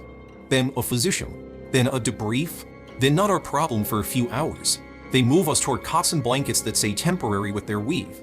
The tent grows a ceiling, and we learn it's stone. The stove sighs like an old friend. The world narrows to an inventory you can carry into hands, heat, water, a hope small enough to hide in your shoe. An orderly sets a paper cup on a crate by my head. Steam frets out of it in an honest line. He says coffee, and the lie is so sunny it wraps back around to a truth I can live with. I take a swallow, and it tastes like mornings that didn't end in mountains brave clean. My tongue wakes. The bell in my pocket taps, the cup once by accident or superstition, and I hear, just in the pulp of the sound, a room that smells like rain and a laugh I haven't met. The younger guard stands there with his hands empty the way good men stand when they aren't needed and won't admit it. I'll be on the line, he says, meaning the rope, the edge, the part where men happen or don't. If you sleep, set your mind where you want it to wake. I set it where the coffee lives. Bitter, honest, hot. He goes and leaves a space any other man would call a draft. The woman settles 3 cots down and ties a bootlace into a knot that will not come apart unless she tells it. The scholar turns on his side and rearranges the air into math he can forgive. The cut purse snores once by accident and learns he can. I close my eyes because I am told, because I might be smart, because the tense heat is a grammar I understand. Sleep comes the way it usually does when it's allowed, which is to say, like a debt collector finally satisfied enough to leave you be until noon. When it arrives, it brings the chair. Not the mountain chair with its rope groove and its patient cruelty. The chair in the room with too much light and not enough furniture. The leather straps that bite the same place every time. The hum of a machine that does not need to be this proud. I open my eyes into brightness and a ceiling that refuses drama. I smell antiseptic that thinks it's merciful and coffee that doesn't think at all. The clamp summeth with the officious click of a city trying to pretend it is not a mouth. The older officer is where I left him, back in the first paragraph of this day. Leaning against the wall with his hands in a posture that says his handcuffs are heavier than mine. He does not ask if I am all right. He does not say good job. He does not tell me I was slow. He says my name wrong on purpose, and I forgive him because I am home enough to keep score. The younger officer sets a paper cup on the arm of the chair as if it were a prize a school might offer here. You didn't die. Sip, he says, and his mouth keeps the rest of the sentence hostage. I sip. It is bad coffee and good proof. It is the same flavor as the one on the mountain if honesty had electricity. My tongue remembers it loves me. How many, I ask, because even if I am selfish, I am not alone. Enough, the older officer says. He says it like arithmetic, not comfort. Some, the younger says, which is both worse and true. Slips, the older adds. Names later. Paper now. He holds out a pen like a gun you'd rather not use. I take it. The form is a polite ditch. Boxes. Lines. Did you experience? Did you observe? Did you acquire? Did you lose? I mark things that will make sense to a person who has never seen a god fall, because a wagon learned how to be heavier at the right time. I leave out the parts men will use incorrectly. I keep one truth to spend later. The younger officer glances at the shadow that should be at my feet and isn't there yet. When it arrives a half-minus beat late, it fits itself to my boots with the sigh of a coat finally allowed back on the hook. He doesn't comment. He noticed. That's enough. The older officer says the words we knew he would there will be more. He does not say when. He does not say if. He says it like weather that intends to be punctual. Get your hours, he adds with the roughness of a man who has had men. Why, because he didn't say that out loud. A cross, I say again, and this time I mean beds and doors and mornings and also the other thing. He frowns like the word scuffed his floor. The younger smiles in a way that saves us all the trouble of admitting we might try again. Outside the glass, the city is exactly itself, too many windows, not enough answers, a sky the color of bills. Somewhere under it, a soup line is deciding which rumor of hope sounds tasteful today. Somewhere above, it's somebody with time on their hands will write a law about men like us. Somewhere inside it, there are doors I do not see yet that open into places that will require me to be more than lucky. In my pocket, the bell rides quieter than a secret. If I set it down, it will be a small piece of metal people forget until the day comes when the room needs one perfectly honest sound. If I keep it, it will be a mouth that rings only when I don't deserve an explanation. I slide off the chair. My legs work. The world decides I can use them. The pen leaves my hand and nobody takes it personally. On the way to the corridor, the older officer says without looking at me, "Do not mistake favor for love." Maybe he believes he thought it. Maybe he did. I say. I can tell the difference. The younger falls into step one pace back into my left. He is not a shadow. He is better. Café, he says, meaning the bad kind that isn't real. After you sign. After I say, in the hallway, the light is mean and accurate and belongs to a building that has chosen a side. My shadow keeps time with me like an apology learning to be a companion. The bell stays heavy and quiet. The mark under my sternum turns over once like a dog that dreams it is still running. Far away. Under rock I won't see again soon. The mountain keeps my luck as if it were a photograph. The king keeps his grievance as if it were a job. The line between here and there stays thin and personal. I killed a god with a wagon. That was the easy part. Tomorrow I'll have to live with it.